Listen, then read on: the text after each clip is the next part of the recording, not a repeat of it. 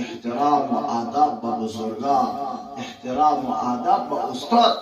حتی امام شافعی سے در امی کتاب ابن حجر حیثمی سے واقعش میارا زمان کی به بغداد رفت به زیارت امام صاحب 2 رکعت اونجا نماز خواند.